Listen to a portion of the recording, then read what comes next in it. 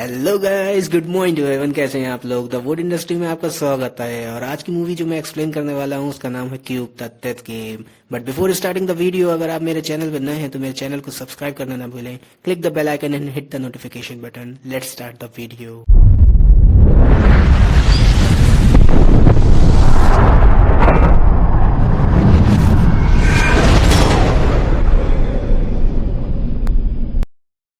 Okay, इस movie के ending में आप यही कहने वाले हो कि किसी का चेहरा देखकर उस पर यकीन करना नहीं चाहिए। मूवी की स्टार्टिंग होती है और हमें एक लड़के को दिखाया जाता है जो मेटल के एक ऐसे रूम में चला जाता है जिसके 6 दरवाजे होते हैं। उस रूम में एंटर करने के बाद उसे पता चलता है कि एक्चुअली में ये 6 दरवाजे नहीं बल्कि 6 से ज़्यादा हैं, जो सेम साइज़ के भी हैं और सेम कलर के हैं। उसके बाद वो एक रूम में एंटर करता है जहाँ पर उसे पता चलता है कि ये रूम एक्चुअली में डेथ ट्रैप है। उसे अपने सामने एक क्यूब आता हुआ दिखाई देता है जो इसके जिस्म के आर पार चला जाता है और उसकी वहीं पर मौत हो जाती है। यहाँ हमें पता चलता है कि ये एक कोई आम गेम नहीं बल्कि मौत का गेम है और इस मौत के गेम में लोगों को जान की बाजी लगानी पड़ती है। अब यहाँ पर सीन शिफ्ट होता है और हमें 3 लोगों को दिखाया जाता है जो इस रूम में कैसे आए हैं ये उन्हें नहीं पता होता है। वो बहुत परेशान होते हैं और अपने बारे में सोच रहे होते हैं कि अचानक हमें एक दूसरा लड़का दिखाया जाता है जिसका नाम हिरोशी होता है, जो इस रूम में अपना जूता फेंकता है ये जांचने के लिए कि ये रूम सेफ है या नहीं। उसे बाद में ये पता चल जाता है कि ये रूम सेफ भी है और इसमें लोग भी हैं। वो इस रूम के अंदर कूद जाता है। थोड़ी देर बाद हमें एक लड़की को दिखाया जाता है जो सेम कपड़े पहने होती है और वो भी इस रूम के अंदर आ जाती है। यहाँ पर हमें पता चलता है कि वे सब लोग एक डेथ ट्रैप के अंदर फंस गए हैं। हिरोशी ऊपर का दरवाज़ा खोलना चाहता है और वो खोलने की ट्राई करता है ताकि वो इस क्यूब के अंदर से बाहर निकल सके कि अचानक उन सब के सामने एक लाश आके गिरती है और उन्हें पता चलता है कि ये इंसान मर चुका है। ये लाश उसी की थी जो इसके बारे में हम लोग ने पहले जिक्र करा था। अब उस लाश को देखकर वो सभी लोग बहुत ज़्यादा ही परेशान हो जाते हैं। एक लड़का तो इतना ज़्यादा परेशान हो जाता है कि वो उस रूम से निकलने के लिए कुछ भी कर सकता है। वो एक रूम का दरवाज़ा खोलता है और उसके अंदर एंटर करता है जहाँ पर हिरोशी उसे कहता है कि हमें किसी भी रूम के अंदर एंटर करने से पहले बहुत सोच लेना चाहिए क्योंकि ये रूम आम रूम नहीं है।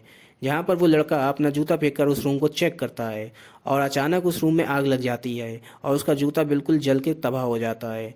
अब वो सभी लोग बहुत ज़्यादा परेशान होते हैं क्योंकि उन्हें पता चलता है कि ये रूम और ये क्यूब सारे के सारे एक सेंसर की मदद से चलते हैं और अगले रूम में क्या हुआ ये उन्हें नहीं पता है।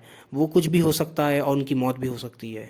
अब वो सभी लोग जूता फेंक कर ये चेक करते हैं कि कौन सा रूम उनके लिए सेफ़ है और कौन सा नहीं। इसी तरीके से वो आगे बढ़ते हैं कि एक रूम में उन्हें एक ओल्ड मैन दिखाई देता है जो बहुत अमीर था और बहुत सालों से उस रूम में कैद था।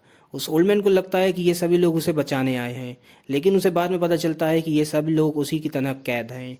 ये सुनकर उसे बहुत ज़्यादा ही बुरा लगता है। वो बहुत ज़्यादा ही फ्रस्ट्रेट हो जाता है और अब वो सभी लोग आगे बढ़ना शुरू कर देते हैं कि अचानक उन्हें एक रूम के अंदर 3 नंबर दिखाई देते हैं। वो सभी लोग इस नंबर का मतलब नहीं समझ पाते हैं और आगे बढ़ना शुरू कर देते हैं। अब वो एक रूम में अपना जूता फेंकते हैं और देखते हैं कि वो रूम उनके लिए सेफ था। इसीलिए वो सभी लोग उस रूम के अंदर एंटर कर जाते हैं कि अचानक उस रूम की लाइट चली जाती है और सभी दरवाजे बंद हो जाते हैं और ऊपर से एक ब्लेड उनको मारने के लिए आ रहा होता है। ये देखकर वो सभी लोग बहुत परेशान होते हैं कि हिरोशी अपना दिमाग चलाता है और नीचे का दरवाज़ा खोल देता है और वहाँ से सभी लोग बाहर निकल जाते हैं। अब वो सभी लोग बहुत ज़्यादा ही फ्रस्ट्रेट हो चुके थे। वो बहुत ज़्यादा ही परेशान हो चुके थे और यहाँ तक कि उनका जूता फेंक कर रूम को चेक करने वाला मेथड भी फ्लॉप हो चुका था। अब उन सभी में से एक लड़का जिसका नाम शियारू होता है वो इन नंबरों को लेकर थ्योरी बनाता है और वो उन सभी लोगों को बताता है कि यहाँ पर जितने रूम हैं उसके गेट पर इवन नंबर लिखे हैं सिवाय एक गेट पर जिस पर प्राइम नंबर लिखा है। हो सकता है कि उस रूम में कोई ट्रैप ना हो। अपनी थ्योरी को प्रूव करने के लिए वो उस रूम में जंप कर जाता है। Oh my God! और यहाँ पर हमें पता चलता है कि वो रूम सेफ है और वो सब ये देखकर बहुत खुश होते हैं। एकदम उन्हें एक रूम दिखाई देता है जो साउंड सेंसर होता है, यानी उस रूम से बाहर निकलने के लिए यही मेथड होता है कि उन्हें बिना आवाज़ करे उस रूम से बाहर निकलना है। वो इस मेथड को फॉलो करना शुरू कर देते हैं और वो खामोशी से उस रूम को क्रॉस कर रहे होते हैं कि अचानक आखिरी में एक लड़का जो उस रूम को क्रॉस कर रहा होता है उसके कंधे पर एक जूता होता है। वो जूता उस रूम के अंदर गिर जाता है जिसकी वजह से साउंड सेंसर ऑन हो जाते हैं और जिस ओल्ड मैन की हमने पिछली बार में जिक्र करा था वो ओल्ड मैन वहाँ पर जख्मी हो जाता है। अब वो सभी लोग अपनी प्राइम नंबर वाली थ्योरी को फॉलो करते हुए एक रूम से दूसरे रूम में एंटर करना शुरू कर देते हैं। जब वो एक रूम में एंटर करते हैं तो यहाँ पर आता है कहानी का बहुत बड़ा ट्विस्ट। इस सीन में दिखाया जाता है कि वो उसी रूम में आके पहुंच जाते हैं जिस रूम से उन्होंने स्टार्ट करा था। ये सीन देखकर तो मैं भी बहुत ज़्यादा हैरान हो गया था। अगर आप भी इसी तरह हैरान हुए हैं तो कमेंट बॉक्स में बताना ना भूलिएगा। हिरोशी अपने सभी साथियों के साथ दूसरे क्यूब में जाने के लिए तैयार हो जाता है। वो दूसरे क्यूब में जा भी रहे होते हैं कि छोटा हिरोशी और उसका एक साथी लेज़र रूम में फंस जाते हैं। अचानक वहाँ पर लेज़र स्टार्ट हो जाती है और वो उनको मारने वाली होती है। बहुत मुश्किल से वो अपनी जान बचा पाते हैं। और आगे हम देखते हैं कि कैसे हिरोशी उन दोनों की जान बचाने के लिए लेज़र रूम के अंदर उतर जाता है। वो उन दोनों की जान तो बचा लेता है, लेकिन बेचारा अपनी जान नहीं बचा पाता है। लेज़र उसके जिस्म के आर पार चली जाती हैं और वो वहीं पर मर जाता है। हिरोशी की मौत से अब सभी लोग बहुत ज़्यादा ही दुखी होते हैं। वो सब लोग बहुत ज़्यादा ही परेशान हो जाते हैं। और यहाँ हम देखते हैं कि चियारू अपनी कैलकुलेशन करना फिर से स्टार्ट कर देता है। वो अब दूसरी तरीके से एक कैलकुलेशन करता है और वो सबको ये बताता है कि जिस नंबर को हम इवन और प्राइम नंबर समझ रहे थे, वो असल में इस बड़े क्यूब के अंदर छोटे क्यूब के निशानी बताता है, जो डिनोट करते हैं लेटर एक्स, वाई और जेड से। वो अब और बड़ी कैलकुलेशन करता है और इस रिजल्ट पे आता है कि अगर हम वाई एक्सेस को फॉलो करना शुरू करें तो हमें सेफ रूम भी मिलेंगे और हम इस क्यूब से बाहर भी निकल पाएंगे और इस दर्दनाक ज़िंदगी से भी आज़ाद हो जाएंगे। यहाँ पर वो अपनी थ्योरी को फॉलो करते हुए आगे के क्यूब में बढ़ना स्टार्ट कर देते हैं। वो एक क्यूब में पहुँचते हैं जहाँ पर ओल्ड मैन चियारू से कहता है कि ये शायद हमारी ज़िंदगी का आखिरी पल हो सकता है। अब हम यहाँ से कभी बाहर नहीं निकल पाएंगे, क्योंकि मैंने जो दुनिया में कर्म करे हैं वो बहुत गलत थे। मैंने बहुत लोगों को धोखा दिया है, शायद ये मुझे उसकी सज़ा मिल रही है। ये कहने के बाद फ़ौरन रॉड एक आती है जो उस क्यूब के दो हिस्से कर देती है। यहाँ पर हम देखते हैं कि कैसे वो लोग अलग अलग हो गए हैं और वो अपनी जर्नी अलग अलग तय करने की शुरुआत करते हैं। यहाँ पर हमें पता चलता है कि ओल्डमैन और उसका साथी शिंजी दोनों को ही कैलकुलेशन करना नहीं आता है। वो दोनों मैथ नहीं जानते हैं, लेकिन वो हार नहीं मानते और अपने आगे की जर्नी करना स्टार्ट कर देते हैं। दूसरी तरफ हमें दिखाया जाता है कि शियारू और उसके दोनों साथी, जिसमें एक लड़की भी है, वो आगे की जर्नी अपनी स्टार्ट करते हैं। अपनी कैलकुलेशन और मेथड के हिसाब से वो एक सेफ क्यूब में जाके पहुँचते भी हैं। आगे बढ़ते ही उन तीनों के सामने एक स्क्रीन आती है जहाँ पर चियारू के साथी का एक सीक्रेट दिखाया जाता है, जिसमें बताया जाता है कि कैसे उसके भाई को सुसाइड करने पे दुनिया ने मजबूर कर दिया। दुनिया ने उसे बहुत परेशान करा था और वो सुसाइड करने के लिए जा रहा था। चियारू के साथी चाहता तो वो अपने भाई को बचा सकता था, लेकिन उसने नहीं बचाया। ये देख कर चियारू अपने सिर पकड़ लेता है और बहुत रोता है। वो बहुत ज़्यादा ही रोता है और डिप्रेशन में चला जाता है। इसे देख कर चियारू भी बहुत ज़्यादा ही परेशान होता है। अब यहाँ पर सीन शिफ्ट होता है और हमें ओल्ड मैन और शिंजी को दिखाया जाता है, जो एक सेफ जगह पर जाने की कोशिश कर रहे थे।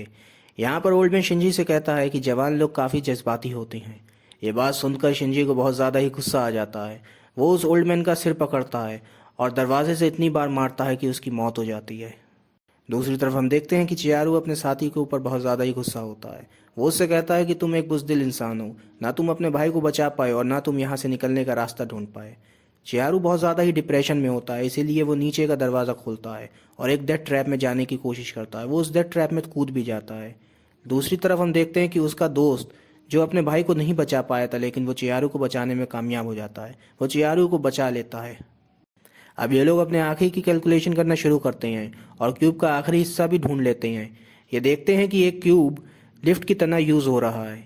ये फाइनल कैलकुलेशन करते हैं और उस लिफ्ट वाले क्यूब में पहुंच जाते हैं, जहां पर ये देखते हैं कि शिंजी भी वहां पर आ चुका है। शिंजी ने उस ओल्ड मैन का मर्डर कर दिया था और उसके खून शिंजी के कपड़ों पर लगा हुआ था। अब यहाँ पर हम देखते हैं कि शिंजी उन सबको बताता है कि कैसे ओल्ड मैन डेथ ट्रैप में चला गया था, जिसकी वजह से उसकी मौत हो गई। यहाँ पर सीन शिफ्ट होता है और हम उन तीनों को आगे बढ़ते हुए देखते हैं। शिंजी उन्हें एक गलत जरिए से एक गलत ट्रैप में ले आता है। वो एक डेथ ट्रैप था जहाँ पर वो उन सबको मारना चाहता था। पता नहीं उसके जहन में क्या चल रहा था। यहाँ पर हम देखते हैं कि शिंजी उन सबके सामने बता देता है कि उसी ने ओल्ड मैन को मारा था, जिसके सुनने के बाद चियारू और उसकी दूसरी साथी, जो एक लड़की थी, वो दूसरे केव में चलना शुरू कर देती है।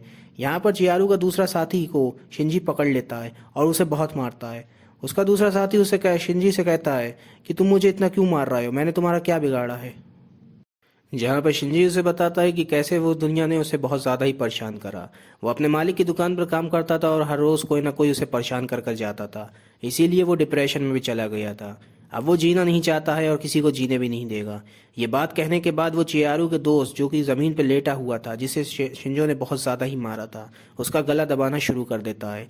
यहाँ पर हम देखते हैं शिंजी उस लड़के को मारने ही वाला होता है, लेकिन उसे अपने भाई का इंसिडेंट याद आ जाता है कि कैसे वो अपने भाई को नहीं बचा पाया, लेकिन अपने आप को बचाने की पूरी कोशिश करता है। वो शिंजी को एक हाथ से पकड़कर उठाने की कोशिश करता है और उसकी ताकत को फेल करने की कोशिश करता है। यहाँ पर दूसरे पल हमें दिखाया जाता है कि उस डेथ ट्रैप में एक जाल आता है जो शिंजी को मार डालता है और उसे दो टुकड़ों में कर देता है।